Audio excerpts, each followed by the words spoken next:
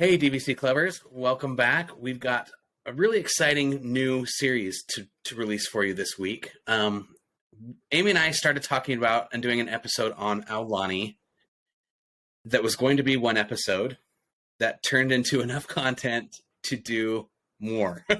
So what we've decided to do is to break up our Aulani conversation into 5 separate episodes to help cure your winter blues.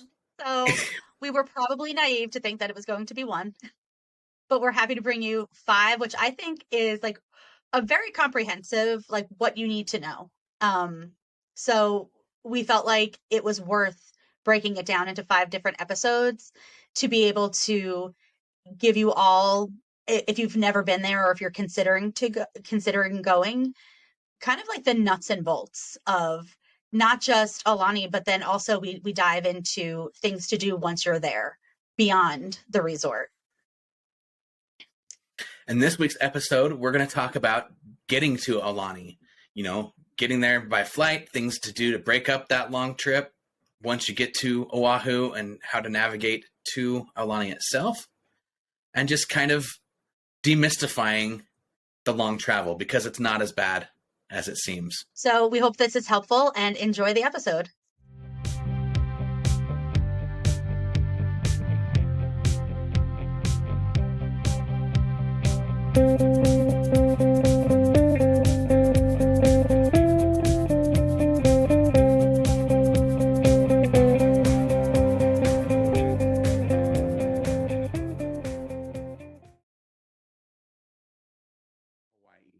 With me, as always, is Amy. Hi, Amy. Hey, everyone. And we're just going to delve in because there's a lot to talk about in Aulani. Both Amy and I have been within the last 12 months for our first time. And we have a lot to say about Aulani and how amazing it is. So the first thing we're going to talk about is getting there.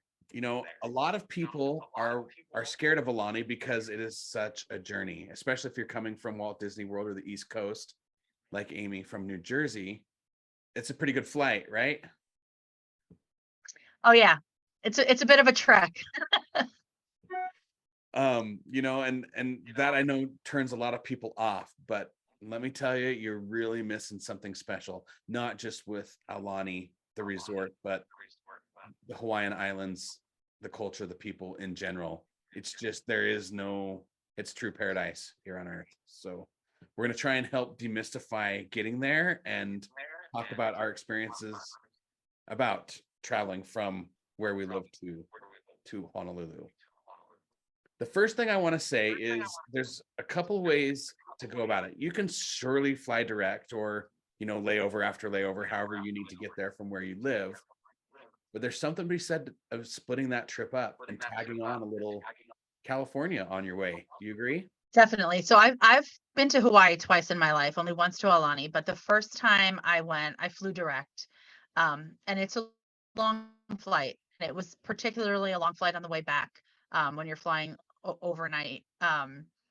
But when I flew to Aulani, I broke it up, and I wish that I had been able to, because we stayed in San Diego the first night.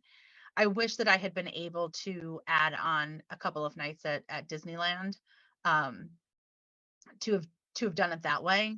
Um, but breaking it up was definitely, for me, now again, it's about preference, but for me, to be able to get off the plane, walk around, sleep, it kind of also helps with the time zone adjustment.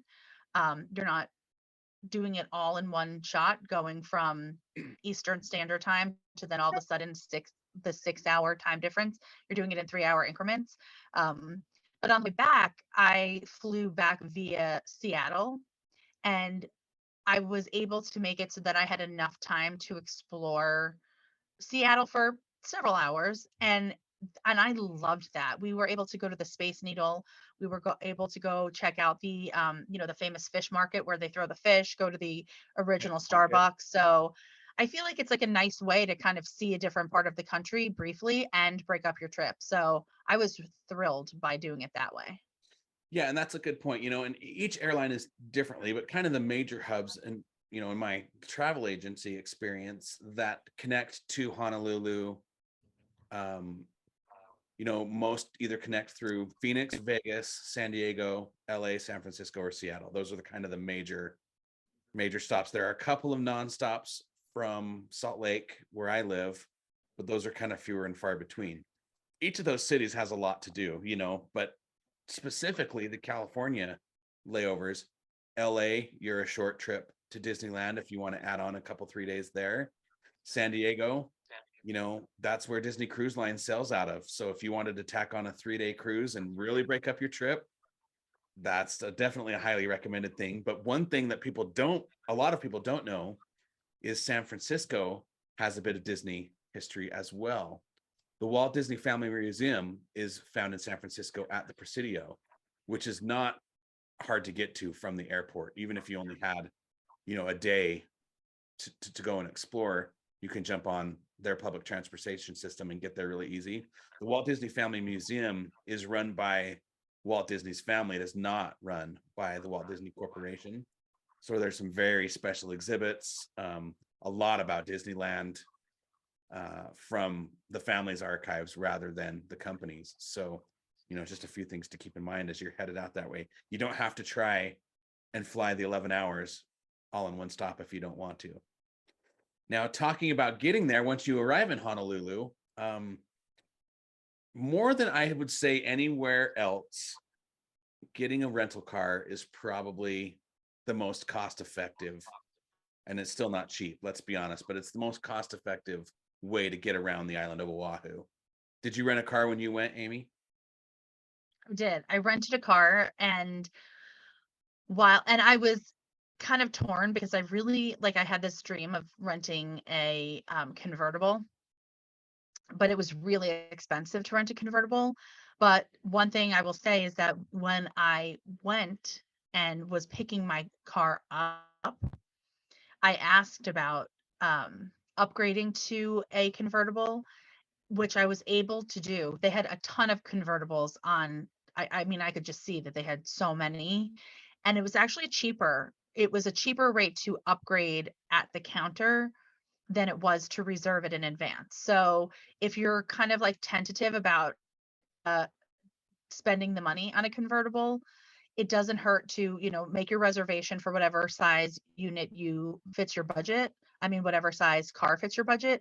But then once you get there, it doesn't hurt to ask how much the upgrade cost was, because I was pleasantly surprised at the cost difference between doing it on the spot and reserving it in advance. You could definitely Uber if you wanted to. They do have Uber and Lyft in the Hawaiian Islands, but it's going to get expensive fast because where Aulani is located, it's located in the town of Ko'olina, and everything else is north or east. So it's not like there's plenty to do at Aulani, but if you want to go to Waikiki, if you want to go to the North Shore, if you want to go to the Polynesian Cultural Center, that's going to be an expensive Uber. Any way you look at it. Yeah, and when I was there, we drove someplace every day. And one thing is that it actually does rain. At least when I was there, it rained every day when we were in Hawaii, but it rains for minutes. And the thing that I learned about, because I panicked the first time it started to rain and I was in a convertible, you don't actually get wet when you're driving in a convertible. And it's raining because the way that the airstream moves, it blows it over you, which was a kind of a cool physics lesson that I got too, that I could drive. And as long as I was maintaining a certain speed, the rain kind of flew over me instead of in my face. So that was nice. Very cool. Yeah. And it was so fun. It was I do not regret I was so happy to have the convertible. Now, get whatever car works for your budget, but having the car gave us the freedom to just go and explore, which is how I wanted to do Aulani.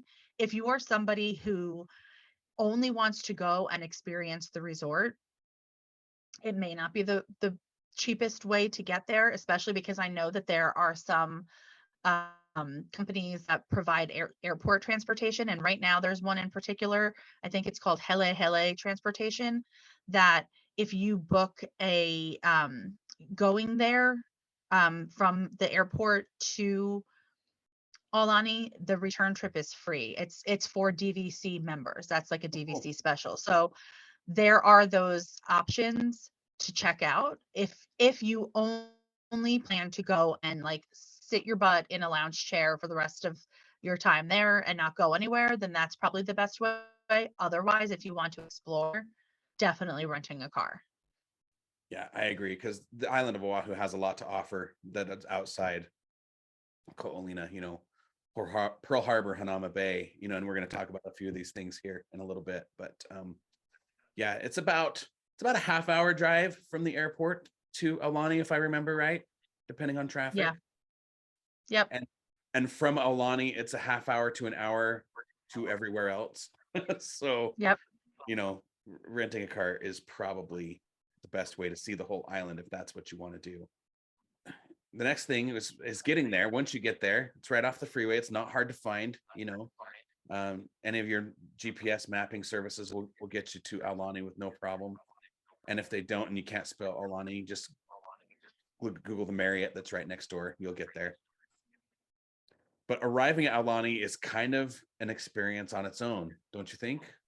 Yeah, well, absolutely. I mean, first of all, I just think just to give sense, Ko'olina is like a planned resort area.